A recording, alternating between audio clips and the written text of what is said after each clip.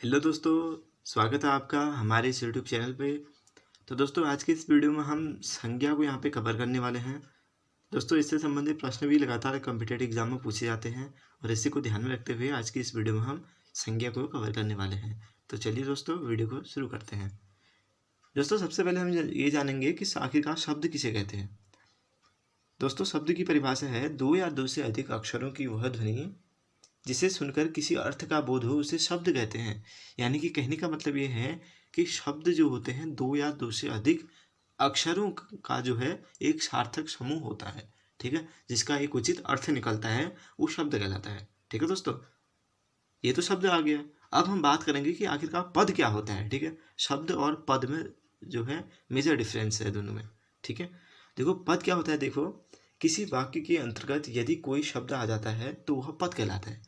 यानी कि कहने का मतलब यह है कि कोई सेंटेंस है, उसके बीच से हम कोई एक शब्द को ले रहे हैं तो वहाँ पे वो शब्द न होकर वहाँ पे एक पद बन जाएगा। ठीक है, वाक्य के संबंध में वो शब्द पद बन जाएगा। अगर वही शब्द कहीं पे अकेला है तो वो शब्द बनेगा, लेकिन उसी शब्द को हम किसी वाक्य के बीच में से उठाते हैं तो वह पद बन जाता है। ठीक है दोस्तों, अब देखो फिर अर्थ के आधार पर शब्द दो प्रकार के होते हैं। ठीक है, अर्थ के आधार पर शब्द कौन कौन से, एक तो होते हैं सार्थक शब्द, दूसरे होते हैं निरर्थक शब्द। ठीक है, यानी कि कहने का मतलब यह है कि अर्थ के आधार पर शब्द दो टाइप के होते हैं। कौन कौन से, सार्थक शब्द और निरर्थक शब्द। ठीक है, अब सार्थक शब्द क्या होते हैं, जिनका एक उचित अर्थ निकलता है। ठीक है, जिनका एक उचित अर्थ निकलता है, ऐसे शब्द सार्थक शब्द कहलाते हैं। और निरर्थक क्या होगी, जिनका कोई अर्थ नहीं निकलता है। ठीक है, जैसे अपट है।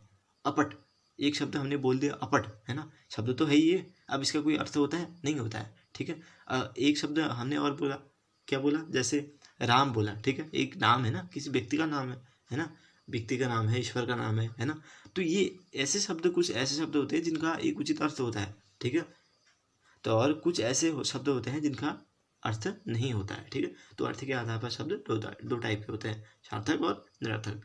उसके बाद देखो दोस्तों, व्याकरण की दृष्टि से पद शब्द यानी कि पद के 5 भेद होते हैं। ठीक है, व्याकरण की दृष्टि से जो पद हम बीच में लेते हैं उसके 5 भेद होते हैं। कौन कौन से, संज्ञा, सर्वनाम, क्रिया। ठीक है, जिसे विकारी भी कहते हैं। संज्ञा, सर्वनाम, क्रिया, विशेषण, ये सब विकारी कहलाते हैं। ठीक है दोस्तों, और अव्यय जिसे हम अविकारी कहते हैं। ठीक है, अविकारी अव्यय, यानी कि व्याकरण की दृष्टि से शब्द या पद के 5 भेद होते हैं। देखो कितना इंपॉर्टेंट फैक्ट है। अगर पूछ लिया जाए कि व्याकरण की दृष्टि से शब्द या फिर पद के कुल कितने भेद होते हैं, ठीक है, या फिर निम्न में से कौन सा भेद नहीं है, तो इस टाइप से आपको याद रखना है। व्याकरण की दृष्टि से शब्द या फिर पद के 5 भेद होते हैं। ठीक है, कौन कौन से, संज्ञा, सर्वनाम, क्रिया, विशेषण और अव्यय। ठीक है, और अर्थ के आधार पर कितने होते हैं, दो होते हैं। कौन कौन से, सार्थक और निरर्थक। ठीक है, शब्द सार्थक भी हो सकता है, वो निरर्थक भी हो सकता है, लेकिन व्याकरण के रिस्पेक्ट में हम बात करेंगे तो संज्ञा, सर्वनाम, क्रिया, विशेषण, अव्यय कुछ भी हो सकता है। ठीक है दोस्तों, ये बात आ गई शब्द की, यानी कि शब्द जो है किस प्रकार से वर्गीकृत होकर इन रूपों में, व्याकरण में इन रूपों में पाया जाता है। ठीक है दोस्तों, अब देखो संज्ञा, सर्वनाम, क्रिया, विशेषण विकारी शब्द कहलाते हैं। अभी हमने ऊपर पढ़े, संज्ञा, सर्वनाम, क्रिया, विशेषण, इन सबको विकारी शब्द कहते हैं, जबकि अव्यय जो होता है इसको हम अविकारी शब्द कहते हैं। ठीक है दोस्तों, अब देखो संज्ञा, संज्ञा जो है संस्कृत भाषा से लिया गया शब्द है। किस भाषा से लिया गया है, संस्कृत भाषा से। अब क्या होता है, देखो संज्ञा, जिन शब्दों से किसी प्राणी, वस्तु, स्थान या भाव या अवस्था का बोध होता है उसे संज्ञा कहते हैं। ठीक है, कहने का मतलब ये है कि जिन शब्दों के द्वारा क्या होता है, किसी प्राणी, वस्तु, स्थान, भाव, अवस्था आदि का बोध होता है वो सब संज्ञा कहलाते हैं। कोई भी प्राणी है, कोई भी वस्तु है, कोई भी स्थान है, किसी भी प्रकार का भाव है, किसी भी प्रकार की अवस्था है, सिचुएशन है ना, तो ऐसी जो कंडीशन होती है वो सब संज्ञा के अंतर्गत आती है। ठीक है, जैसे एग्जाम्पल में देख लीजिए, मोहन, मेज, दिल्ली, गणना आदि, है ना। देखो मोहन क्या है, व्यक्ति है, मेज क्या है, वस्तु है, दिल्ली क्या है, एक लोकेशन है, पर्पल एक लोकेशन है ना, और इसके बाद गणना क्या है, एक जो है एक क्रिया है। ठीक है, एक क्रिया है, एक एक्टिविटी है, एक भाव है ना। तो दोस्तों, जिन शब्दों से किसी प्राणी, वस्तु, स्थान, भाव या अवस्था का स्पष्ट बोध होता है उसे हम संज्ञा कहते हैं। ठीक है, अब संज्ञा के भेद देखिए। देखो संज्ञा के भेद पढ़ते हैं हम। ये देखिए दोस्तों, अनेक हिंदी में व्याकरण में जो है अनेक जो व्याकरण के जो जन्मदाता भी कह सकते हैं हम, जो व्याकरण के जो अनेक जो व्याकरण को जानने वाले जो वो है, दोस्तों संज्ञा के भेद या प्रकार देखो, कामता प्रसाद गुरु के अनुसार जो है 3 प्रकार की संज्ञाएं होती है। कौन कौन सी? जातिवाचक, व्यक्तिवाचक और भाववाचक। अभी हम जो संज्ञा के जो कुल 5 भेद होते हैं उनको हम पढ़ेंगे। ये तो एक व्यक्ति विशेष के आधार पर जो उनके द्वारा इनको वर्गीकृत किया गया है, उनके अनुसार जो है 3 प्रकार की संज्ञाएं हैं। कौन कौन सी? जातिवाचक, व्यक्तिवाचक और भाववाचक। उसके बाद देखो व्युत्पत्ति के आधार पर या फिर उत्पत्ति के आधार पर जो संज्ञा है तो वो 3 प्रकार की होती है। कौन कौन सी? जातिवाचक, व्यक्तिवाचक और भाववाचक। ठीक है। अर्थ के आधार पर या फिर अर्थ की दृष्टि से संज्ञा 5 प्रकार की होती है। कौन कौन से? अभी हम नीचे पढ़ेंगे, है ना। जो मेन संज्ञाएं होती है, संज्ञा के भेद होते हैं, वही व्याकरण या फिर अर्थ के आधार पर भी होते हैं। ठीक है। अब हिंदी में संज्ञा के कुल प्रकार है, 5 प्रकार की संज्ञाएं होती है। संज्ञा के कुल प्रकार कितने हैं? 5 प्रकार के। हिंदी में संज्ञा के कुल 5 प्रकार है। कौन कौन से? व्यक्तिवाचक, जातिवाचक, भाववाचक, समूहवाचक और द्रव्यवाचक, है ना। यानी कि कहने का मतलब यह है कि संज्ञा 5 प्रकार की होती है। कौन कौन से? व्यक्तिवाचक, जातिवाचक, भाववाचक, समूहवाचक और द्रव्यवाचक। ठीक है दोस्तों, ये संज्ञाएं के प्रकार है, यानी कि हिंदी में संज्ञा 5 प्रकार की होती है। उसके बाद हम देखते हैं व्यक्तिवाचक संज्ञा क्या होती है। ठीक है, हम देखेंगे व्यक्तिवाचक संज्ञा क्या होती है। संज्ञा के जिस रूप से केवल एक व्यक्ति, वस्तु या स्थान के नाम का बोध हो, वहाँ पर व्यक्तिवाचक संज्ञा होगा। यानी कि कहने का मतलब यह है कि संज्ञा के जिस रूप से केवल एक व्यक्ति, एक वस्तु या एक स्थान का के नाम का बोध हो, वहाँ पर व्यक्तिवाचक संज्ञा होगी। ठीक है। यहाँ हम ऐसी चीज़ या वस्तु आएगी जिसका कोई अस्तित्व ही एक ही है। ठीक है, ये हमने अपने समझने के लिए लिखा है। यहाँ ऐसी चीज़ या वस्तु आएगी जिसका अस्तित्व ही एक ही है। यानी कि कहने का मतलब यह है कि ऐसी वस्तु, ऐसी चीज़, ऐसा स्थान हमें लेना है जो केवल एक ही है। ठीक है, जिसका औचित्य ही एक ही है ना। जैसे हिमालय है, अब हिमालय पर्वत तो एक ही है ना, 2 हिमालय पर्वत थोड़ा ना है, एक ही हिमालय पर्वत है। गंगा नदी तो एक ही है ना, ताजमहल भी एक ही है, कामायनी भी जयशंकर प्रसाद द्वारा जो लिखा गया एक जो उनका काव्य है वो भी एक ही है ना।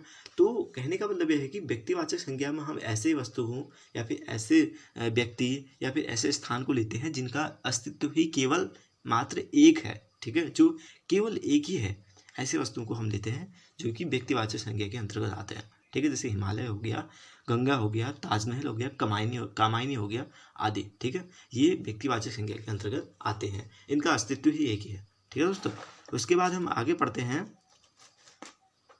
संज्ञा के सभी प्रकार याद करने की ट्रिक। ठीक है, आप संज्ञा के जो सभी प्रकार है कैसे पढ़ेंगे कि व्यक्तिवाचक, जातिवाचक, भाववाचक, समूहवाचक, द्रव्यवाचक, इनको हम याद कैसे रखेंगे। देखो दोस्तों, जैसे कोई एक व्यक्ति है, ठीक है, व्यक्ति है कोई, उसमें भाईचारे का भाव है। ठीक है, जिससे भाईचारे का भाव होगा, है ना, या फिर उसमें भाईचारे का भाव है। एक व्यक्ति है, कोई भी एक व्यक्ति है, उसमें भाईचारे का भाव है, भाव से समूह बन जाएगा। अब उसका अच्छा भाव है तो भाव से क्या बनेगा? अच्छे लोग जुड़ेंगे तो एक लोगों का एक समूह बन जाएगा। ठीक है, समूह से द्रव्य बनेगा। ठीक है, समूह से क्या बनेगा? द्रव्य बन जाएगा। ठीक है, और समूह से द्रव्य बनेगा। देखो वैसे व्यक्ति है तो व्यक्ति से जाति बनेगी, है ना, जाति से क्या होगा? भाईचारे का भाव बन जाएगा। भाव से, हाँ ठीक है, यहाँ पे जातिवाचक लिखा भी है मैंने। एक व्यक्ति है, उससे क्या हुआ? व्यक्ति के बाद समूह, एक जाति बन गई, उसके बाद भाईचारे का भाव हो गया उनमें, उनके बाद उनका एक समूह बन गया, उनके बाद क्या हो गया? एक द्रव्य बन गया। ठीक है, तो इस टाइप से आप इसे याद रख सकते हैं। उसके बाद देखो आप व्यक्तिवाचक संज्ञा के अंतर्गत क्या क्या आता है। देखो, ऐतिहासिक युद्धों के नाम हमेशा व्यक्तिवाचक संज्ञा होते हैं। ऐतिहासिक युद्ध यानी कि जो इतिहास में जो युद्ध लड़े गए हैं वो हम केवल मात्र एक बार लड़े गए हैं ना, तो ऐसे युद्धों के नाम जो है हमेशा व्यक्तिवाचक में होते हैं। जैसे पानीपत का युद्ध, है ना, पानीपत का युद्ध एक ही बार तो लड़ा गया था, है ना, 1526 में। उसके बाद प्लासी का युद्ध, ठीक है, 1757 में एक ही बार तो लड़ा गया था, है ना। हल्दी घाटी का युद्ध भी एक ही बार लड़ा गया था ना। तो ये ऐसे युद्ध होते हैं ऐतिहासिक युद्ध जो कि जिनका अस्तित्व भी एक ही बार हो रखा है। ठीक है, तो ऐसे युद्ध जो है या फिर ऐसे ऐतिहासिक युद्ध व्यक्तिवाचक संज्ञा के अंतर्गत आता है। ठीक है, तो दोस्तों इसके बाद हम पढ़ते हैं अगले पार्ट। इसके बाद देखते हैं दोस्तों, ऐतिहासिक घटनाओं के नाम भी व्यक्तिवाचक संज्ञा में ही आते हैं। ठीक है, ऐतिहासिक घटनाएं यानी कि इतिहास में हुई जो घटनाएं हैं, अभी हमने क्या पढ़ा इससे पहले? युद्ध, ऐतिहासिक युद्ध, जो इतिहास में लड़े गए युद्ध है, ठीक है, वो भी व्यक्तिवाचक संज्ञा के अंतर्गत आते हैं। उसके बाद ऐतिहासिक घटनाओं के नाम भी व्यक्तिवाचक संज्ञा के ही अंतर्गत आते हैं। जैसे काकोरी कांड है, ठीक है, चौरा चौरी कांड है, जलियांवाला बाग हत्याकांड है ना। ये ऐतिहासिक ऐसी घटनाएं हैं जो कि एक ही बार हो रखी है और इनका अस्तित्व ही एक बार है ना। इतिहास में एक बार ये घटनाएं हो रखी है ना। कहने का मतलब ये है कि ये घटनाएं एक बार हो रखी है तो ये व्यक्तिवाचक संज्ञा के अंतर्गत आती है। ऐतिहासिक घटनाएं हैं, ये एग्जाम्पल है इसके, ठीक है। काकोरी कांड, चौरा-चौरी कांड, जलियांवाला बाग कांड जो है, ये ऐतिहासिक घटनाएं जो हो रखी है ये व्यक्तिवाचक संज्ञा के अंतर्गत रखी जाती है, ठीक है दोस्तों। उसके बाद हम पढ़ते हैं देशों के नाम भी व्यक्तिवाचक संज्ञा में होते हैं, जैसे भारत, बांग्लादेश, श्रीलंका, नेपाल, म्यांमार। अब भारत देश है, एक ही भारत देश तो है ना पूरे विश्व में, तो एक ही व्यक्ति के बारे में या फिर एक ही वस्तु, एक ही स्थान के बारे में जहाँ पे डिस्कस होता है वहाँ भी व्यक्तिवाचक संज्ञा होती है। तो यहाँ पे भारत अकेला देश है, एक बांग्लादेश भी एक देश है, श्रीलंका भी एक देश है, नेपाल भी देश है, म्यांमार भी देश है और भारत भी देश है ना। तो ये सब जो देश हैं इनका अस्तित्व भी केवल एक एक ही है। तो ऐसे जो देशों के नाम जो होते हैं व्यक्तिवाचक संज्ञा में रखे जाते हैं, यानी कि जो एक ही है, ठीक है। उसके बाद आगे हम पढ़ते हैं दिशाओं के नाम भी व्यक्तिवाचक संज्ञा में रखे जाते हैं, जैसे पूर्व, पश्चिम, उत्तर, दक्षिण, दक्षिण पूर्व, है ना, उत्तर दक्षिण। इस टाइप से जो दिशाओं के नाम होते हैं वो भी व्यक्तिवाचक संज्ञा में ही रखे जाते हैं। उसके बाद देखो दोस्तों, सड़कों और चौकों के नाम भी व्यक्तिवाचक संज्ञा में रखे जाते हैं, जैसे ग्रांड ट्रंक रोड हो गया, ठीक है, बहादुर शाह जफर रोड हो गया, राजीव चौक रोड हो गया, चांदनी चौक आदि जो सड़कों के नाम है ये भी व्यक्तिवाचक संज्ञा में रखे हैं। अब ग्रांड ट्रंक रोड तो एक ही है ना, अब पूर्व दिशा भी एक ही है ना, दक्षिण दिशा भी एक ही है, उत्तर दिशा भी एक ही है ना।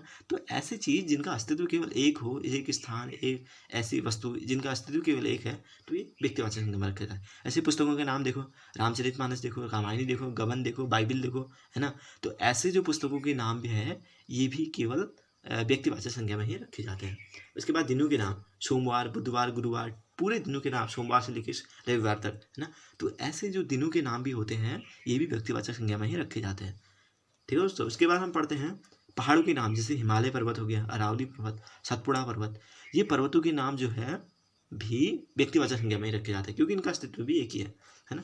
ऐसी नदियों के नाम देखो, गंगा नदी, यमुना नदी, गोदावरी नदी, ये नदियाँ जो है ये भी व्यक्तिवाचक संज्ञा में ही रखी जाती है। उसके बाद महासागरों के नाम देखो, प्रशांत महासागर, हिंद महासागर, ऐसे अटलांटिक महासागर, है ना। जो अन्य जो महासागर है, महाद्वीप है, ये सब जो है व्यक्तिवाचक संज्ञा में ही रखे जाते हैं। ऐसे ही प्रमुख व्यक्तियों के नाम है, जैसे महात्मा गांधी, जवाहरलाल नेहरू। महात्मा गांधी तो एक ही थे ना, जवाहरलाल नेहरू भी एक ही थे। तो ऐसे वस्तु जिनका स्थान, ऐसे वस्तु या स्थान जिनका अस्तित्व केवल एक बार है, ठीक है, तो व्यक्तिवाचक संज्ञा में रखे जाते हैं। ऐसे ही नगर तथा त्योहारों के नाम भी इसी में रखे जाते हैं, जैसे दिल्ली हो गया, मुंबई हो गया, होली हो गया, रक्षाबंधन हो गया आदि। जो ये नगर है, त्योहारों के नाम है, ये भी जो है व्यक्तिवाचक संज्ञा में ही रखे जाते हैं, ठीक है दोस्तों। तो दोस्तों आज की वीडियो में हमने ये पढ़ा कि संज्ञा होता क्या है और व्यक्तिवाचक संज्ञा के बारे में पढ़ा और पद और शब्द के बीच में क्या डिफरेंस है इसके बारे में पढ़ा। तो दोस्तों कैसी लगी आपको वीडियो हमें कमेंट करके बताना, साथ ही वीडियो को लाइक, शेयर और चैनल को सब्सक्राइब करना। इसके बाद हम इसके अगले पार्ट को लाएंगे, तो मिलते हैं आप लोग से अगले वीडियो में, तब तक के लिए धन्यवाद।